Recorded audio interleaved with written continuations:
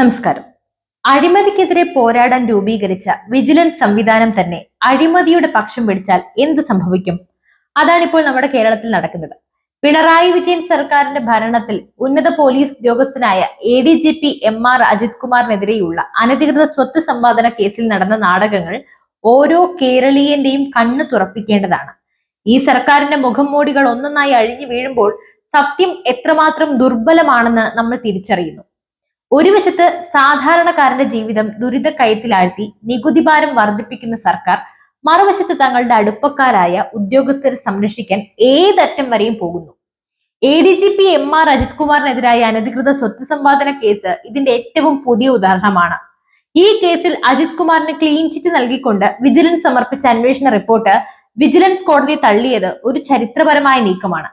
അദൃശ്യ ശക്തിയാണ് അജിത് കുമാറിനെ സംരക്ഷിക്കാൻ പ്രവർത്തിക്കുന്നത് എന്ന കോടതിയുടെ നിരീക്ഷണം ഈ വിഷയത്തിന്റെ ഗൗരവം വ്യക്തമാക്കുന്നുണ്ട്. സാധാരണയായി ഇത്തരം കേസുകളിൽ പരാതിക്കാരന്റെ മൊഴി രേഖപ്പെടുത്താറുണ്ട്. എന്നാൽ ഈ കേസിൽ സംഭവിച്ചത് ഞെട്ടിക്കുന്ന കാര്യങ്ങളാണ്. വിജിലൻസ് പരാതിക്കാരന്റെ മൊഴി രേഖപ്പെടുത്താതെ ആരോപണ വിധേയനായ ADGP അജിത് കുമാറിന്റെ മാത്രം മൊഴി രേഖപ്പെടുത്തി ഒരു ഏകപക്ഷീയ റിപ്പോർട്ട് കോടതിയിൽ സമർപ്പിച്ചു. ഇത് നിയമവ്യവസ്ഥയോടുള്ള വെല്ലുവിളി അല്ലെങ്കിൽ മറ്റെന്താണ്? വിജിലൻസ് ഡയറക്ടർ മനോജ് എബ്രഹാമിനെ പോലെയുള്ള ഉന്നത ഉദ്യോഗസ്ഥർക്ക് കീഴിൽ നടക്കുന്ന ഒരു അന്വേഷണത്തിൽ ഇങ്ങനെയൊരു ഗുരുതര വീഴ്ചയുണ്ടാകാൻ സാധ്യതയുണ്ടോ? അതോ അതൊരു ബോധപൂർവമായ നീക്കമായിരുന്നു? റിപ്പോർട്ട് തള്ളിയ വിജിലൻസ് കോടതിയുടെ നടപടിയെ ചോദ്യം ചെയ്തുകൊണ്ട് ഹൈക്കോടതിയെ സമീപിക്കാൻ സർക്കാർ തീരുമാനിച്ചിരിക്കുന്നു. വിജിലൻസ് കോടതി ഉത്തരവ് വിജിലൻസ് മാനുവലിന് വിരുദ്ധമാണ്. ഇതാണ് സർക്കാർ ഇതിനായി മുന്നോട്ട് വെക്കുന്ന വാദം. നിയമോപദേശം ലഭിച്ച ശേഷമാണ് ഈ നീക്കമെന്നാണ് അവർ പറയുന്നത്. ഇവിടെയാണ് നമുക്ക് സംശയം തോന്നുന്നത്. യഥാർത്ഥത്തിൽ അഴിമതിക്കെതിരെ പോരാടാനുള്ള ആത്മാർത്ഥത സർക്കാരിനുണ്ടായിരുന്നുവെങ്കിൽ എന്തിനാണ് അവർ വിജിലൻസ് കോടതിയുടെ ഉത്തരവിനെതിരെ അപ്പീൽ നൽകാൻ തിടുക്കം കാണിക്കുന്നത്? വിജിലൻസ് കോടതി ജഡ്ജി M മനോജിന്റെ ഉത്തരവിൽ മുഖ്യമന്ത്രിയെ വിമർശിക്കുന്ന ചില പരാമർശങ്ങളുണ്ട്. മുഖ്യമന്ത്രി വിജിലൻസിന്റെ ഭരണത്തലവൻ മാത്രമാണ്. അന്വേഷണത്തിൽ രാഷ്ട്രീയ ഉന്നതർക്ക് ഇടപെടാൻ കഴിയില്ല. ഇത് കോടതി വ്യക്തമായി പറഞ്ഞിരുന്നു. ഈ പരാമർശങ്ങൾ നീക്കം ചെയ്യാനായി സർക്കാർ ഹൈക്കോടതിയെ സമീപിക്കാൻ ഒരുങ്ങുന്നുവെന്നാണ് റിപ്പോർട്ടുകൾ. അഴിമതിക്കെതിരെ ശക്തമായ നിലപാടെടുക്കുന്നുവെന്ന് പ്രസംഗങ്ങളിൽ പറയുന്ന പിണറായി വിജയൻ സർക്കാർ തങ്ങൾക്ക് പ്രതികൂലമായ കോടതി പരാമർശങ്ങൾ നീക്കം ചെയ്യാൻ ശ്രമിക്കുന്നത് അവരുടെ ഇരട്ടത്താപ്പ് നയങ്ങളുടെ ഏറ്റവും മികച്ച ഉദാഹരണമാണ്. കോടതി ഉത്തരവിനെ തുടർന്ന് ഒരു പുതിയ അന്വേഷണ സംഘം വരുമെന്നാണ് നമ്മൾ കേൾക്കുന്നത്. ഈ കേസിൽ വിജിലൻസ് ഡയറക്ടർ മനോജ് എബ്രഹാം നേരിട്ട് ഇടപെട്ടേക്കുമെന്നും പറയുന്നു. പക്ഷേ കഴിഞ്ഞ തവണത്തെ റിപ്പോർട്ടിൽ നടന്ന ഗുരുതരമായ വീഴ്ചകൾക്ക് ആരാണ് ഉത്തരവാദി?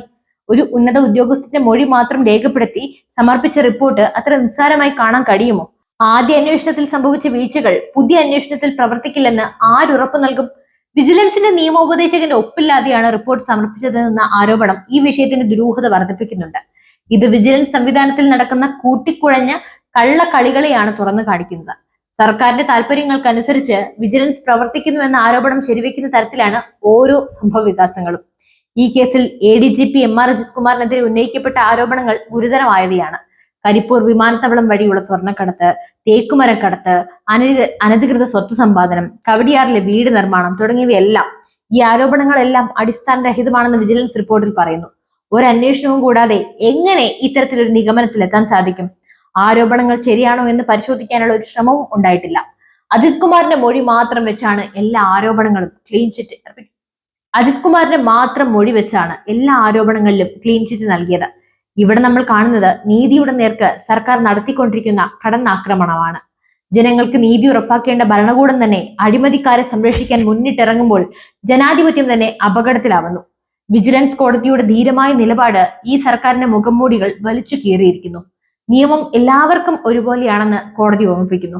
പക്ഷെ ആ കോടതി ഉത്തരവിനെ പോലും അട്ടിമറിക്കാൻ സർക്കാർ ശ്രമിക്കുമ്പോൾ സാധാരണ ജനങ്ങൾക്ക് ഈ ഭരണകൂടത്തിൽ എത്രമാത്രം വിശ്വസിക്കാൻ കഴിയും? എന്തായാലും നിങ്ങളുടെ അഭിപ്രായങ്ങൾ തീർച്ചയായും കമന്റ് ചെയ്യൂ. മറ്റൊരു വിഷയവുമായി വീണ്ടും എത്തും വരെ നന്ദി.